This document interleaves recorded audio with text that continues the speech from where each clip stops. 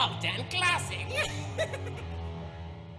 Welcome, friends and fiends of the pod, to another mini-sode of Cult and Classic Podcast. These are the short Friday episodes we bring you to tide you over until the next full episode on Tuesday, where we discuss two thematically linked movies, one mainstream and one cult. As always, I am your host, Nate Wyckoff, comedian and film critic for HorrorNews.net.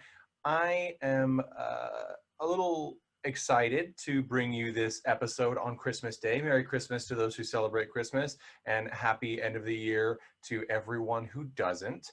I am bringing you a little bit of frozen fear today with 1989's The Chilling. This is often called a Linda Blair vehicle, but that's not really accurate because the beautiful and talented Linda Blair really doesn't have anything to drive in this movie. She simply is in it. This is one of those video rental fun trash films, for lack of better words. There's not really much to recommend this other than it is a I'm really searching for the words here to do this film justice. It is the kind of thing that you would expect a movie called The Chilling, featuring a reanimated zombie-ish corpse on the cover, to be. Nothing more, maybe a little less. The reason is the script. The script is really odd. It is sort of written and also directed as though it is a daytime soap opera, but the characters don't have the passion of the melodramatic flair that daytime soap operas have. So it comes across as like a very by the numbers, almost table read of a film rather than an actual film. But there are a bunch of ghouls that show up, and it does have an interesting premise, and we're going to talk about that. I want to mention the directors of this are Dalen Noose and Jack A. Sunsari. Now, Dalen Noose is interesting. They both only worked on a couple of films. Dalen Noose, I should say, they only worked on directing and writing a couple of films. Dalen Noose actually worked as an electrician and camera person and gaffer and all sorts of things on a whole bunch of films from the 80s on. But Noose wrote and directed two films that are centered around aliens making love to Earth women. The first one was Gemini Encounters in 1995, and then again in Children of the X-Files in 2009. Now, I think if anyone in the cult world recognizes Dalen Noose's name, not from this film, it's probably from Return of the Boogeyman, the sequel to Uli Lummel's Boogeyman, where, if anyone has seen it, it's mostly reused footage from the first Boogeyman. It is not a quality production, but sort of shovelware to throw into the screen for people looking for both a sequel and another killer movie in that vein. So take from that what you will. Jack A. Sunsari is even less active in the community. He produced 3 films in 1989. This was one of them, The Chilling, and then The Dead Pit, and then the action film Deadlock. This is the only one that he co-directed and wrote, and so who's to blame is anyone's question. Guy Messenger ghost wrote the script with Jack A. Sunsari in this one, and he wrote some television docuseries later on in his career as well. It's mostly what he seemed to do. The cast has some talent. Obviously, of course, we have Linda Blair, beautiful and talented, still acting, most famous for playing the little girl Regan in The Exorcist, but also Chained Heat, Savage Street, she played Brenda, Hell Night. There's so many films that as cult fanatics, we are grateful for Linda Blair being a part of and bringing to us. And as I said, she is a true acting talent, master of the craft, and there's just not too much can be said about her, and by that I mean you can't say enough. We also have Troy Donahue in this movie. Troy Donahue was in a whole host of TV shows and films from the 70s on. I think probably I remember Troy Donahue most from Deadly Prey in 87, Cyclone in 87 also, before this film, but so many. He played a part in the Monsters TV series at one point. He was in 98's TV movie Legion, all over the place. Shock 'em Dead in 91. Can't go wrong with Troy Donahue. Dan Haggerty is also in this film. Dan Haggerty, probably known most for ELVES in 1989. He played Mike, the lead. And I'm going to say also the Abducted series from 86 and again in 95.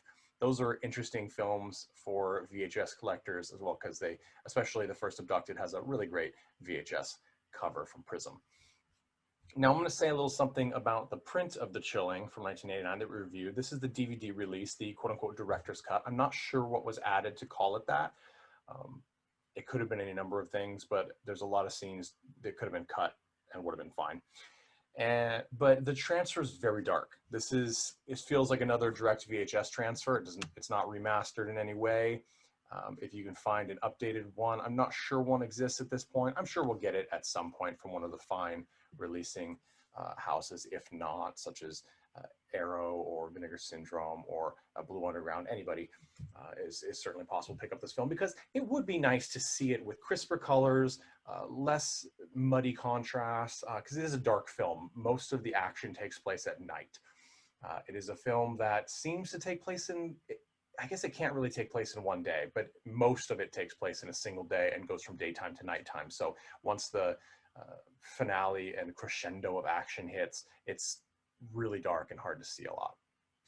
So let's get into the plot of this movie, because it does have a plot. And as I said, it is a really cool idea, I think. So there is a cryogenic freezing center, and they use an embalming type fluid to help preserve the bodies. And this fluid is very conductive. They repeat that over and over again.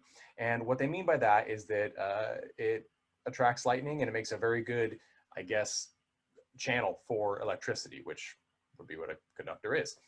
Now, what happens is during a very bad storm, the cryogenic chambers lose power and lose backup power. So in order to keep them cold, the security guards start to take the chambers holding the people out of doors, where they are struck by lightning, and this lightning electrifies the bodies. Because they are such good conductors, it brings them back to life. Probably not, I'm going to say this is not scientifically accurate, but hey, it's a movie about killer walking frozen corpses, so I'm all for it. So with that in mind, what they end up doing is freezing the bodies again to stop them. That is the spoiler alert. That's what they do to stop the ending. It's not a spoiler alert. There's no twist or turn in this movie, and that is a-okay, because that's not what it's about.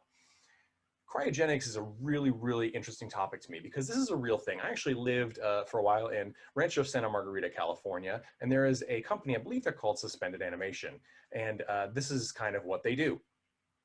And if anyone's interested in this, of course, what it is taking a dead body and or a part of a body like a head, and using modern technology to freeze them, with the hopes that later on in the future we will have the technology to essentially revive them. So either heal their damaged tissue, transfer their brain into a new body, all sorts of science fiction stuff. The problem from a technical level, as my understanding it is that you cannot currently freeze things without radically damaging the tissue. Think of an ice cube in a tray. If you put the water in the ice cube tray and put it in the freezer, it gets bigger when it's frozen, right? It becomes cracked, and it kind of pops out of the ice cube tray. Now, why does that happen? It's chemistry, folks. So the water expands as it freezes. That same thing happens to the moisture in your body parts when they freeze. What does it do when the moisture in your brain and in your veins and in your tissues expands? It busts apart the parts of tissue that are holding you together. So there is incredible damage to your body and tissues with freezing, no matter what you do. Now, could this be resolved in the future? Sure, I don't know. I'm not a scientist. And as the wonderful Tommy Wiseau said when asked about the future, I don't know, I'm not Santa Claus. So what am I getting at? Cryogenics seems to be a pipe dream. However, it is a very popular pipe dream, especially among people who have a lot of money. And I understand it that there are still conventions worldwide for people to get together, scientists, many of them, people much more educated than I am, who discuss this and really think that this is pretty fascinating. I too think it's fascinating, even if a little bit unrealistic. So there's a lot of unnecessary plot pieces in this film, mostly dealing with the fact that the doctor who heads this cryogenic lab into the chilling is selling body parts of people. So the idea being that he's making it so the people he's freezing can't possibly come back to life anyway, and he's lying to the family members who are having them frozen in hopes of future reviving. Enter in one character who is has his wife and his son frozen here, and Linda Blair, who works at the facility and truly believes in the cause, and these two fall in love. It is unimportant. Mostly it is just a way to get the plot more bodies to be attacked by the zombies that come forth from the cryogenics chambers. Now, as far as sets go, we have a fun basic set. It's a big warehouse for the most part. There are a couple of other ancillary sets, but that's, again, unimportant. Most of it takes place at this warehouse, and we have these nicely made cryogenic chambers. I don't know what they were originally used for, or if they are somehow actual cryogenic chambers, but it's fun to look at, and they do add a little bit of realism in that the bodies aren't just empty, you know, just staring out of the glass of the chamber. They're in some sort of like tarp or body bag, and there's fluids involved. So, hey, I believe it. Where the film breaks down is in pacing and characterization. The dialogue is stilted and weird. The pacing is just unmotivated. And the characters all have backstories that are very flat. As I said, often revolve around unnecessary plot points. And like the crooked worker who is helping harvest organs, who's having an affair with another staff member. Just none of it matters. We do, though, have really great scenes with Dan Haggerty, who plays Vince, the head security guard. And I guess, I don't know how to describe his character except as Dan Haggerty. He's likable, he's jovial, he has the best lines. The one scene really, the one main scene in the beginning that he has with Linda Blair is the most natural. They have good chemistry. And here's a spoiler, he saves the dog at the end. That is such a treat in a movie like this, where there is a dog, it disappears, and then the dog is safe at the end. This movie does have a bit of a happy ending. Certainly people die, so not happy for everyone, but the bad guys get their comeuppance, and most of the people that you remotely care about come out unscathed, except for the psychological damage. So this is a fun little throw-in movie. As I said, the DVD transfer is pretty bad. I really hope we get a new transfer of this. And if there already is one and I'm not aware, write in coltonclassicpodcast@gmail.com. I'm happy to correct that and pick up a copy for myself. You could do worse for, you know, dollar bin rental fare from the 80s because it does have some nice creature effects. They have some nice zombie costumes. There's some fun little thriller music video-esque glowing eyes here and there. My favorite part of the movie is actually the postscript. There is a postscript for many of the surviving characters, and it's just fun to see what they decided these characters should do in the future. The last time I saw a postscript like this was with the puppet film. I believe it was They Came from Uranus, something like that. You can check through our back catalog and listen to that Everybody Loves Puppets episode to get more on that. But I always enjoy these because sometimes they're just bonkers, and leaving the viewer with this bonkers future that has nothing to do with the rest of the movie is kind of mystifying and entertaining to me. So give this a watch if you like. Do not expect high cinema, do not expect excellent cinematography, and do not expect excellent writing, but it's fun to see the beautiful and talented Linda Blair, Dan Haggerty, Troy Donahue, and zombies. Also, it's one of the few movies that really deals at all with cryogenics, and there is a little introduction narration and text that talks about the realism of the film and cryogenics, and I will tell you that that is not really appropriate at all. If you like the idea of funky, weird stuff with cryogenics, I also really suggest you check out an old episode of This American Life. That is a radio show on National Public Radio here in the US, hosted by Ira Glass. There's a story by Sam Shaw called You're Cold as Ice. I believe it is episode 354, but you can check that out. It is incredibly fascinating, and it is all about the failure of a cryogenics lab to keep the bodies cold and the insane lengths they went to hide it from the families and the public. Totally wild stuff. And this is in the 60s, so cryogenics, of course, was really big buzz at the time. You still hear stories of Walt Disney's head being cryogenically frozen, which may or may not be true. All right, well, that brings us to the end of this mini-sode of Cult and Classic Podcast, where we review 1989's The Chilling with Linda Blair and Troy Donahue and Dan Haggerty. To play us out, as always, is the Chud with All About Evil. Please let us know how we're doing. Leave us a review on Apple Podcasts, iTunes, Google Podcasts, anywhere you get your podcasts. Recommend us to your friends, and send us emails. Either follow us, and follow us on Instagram at Cult and Classic Podcast, and you can see our website at cultandclassicpodcast.com.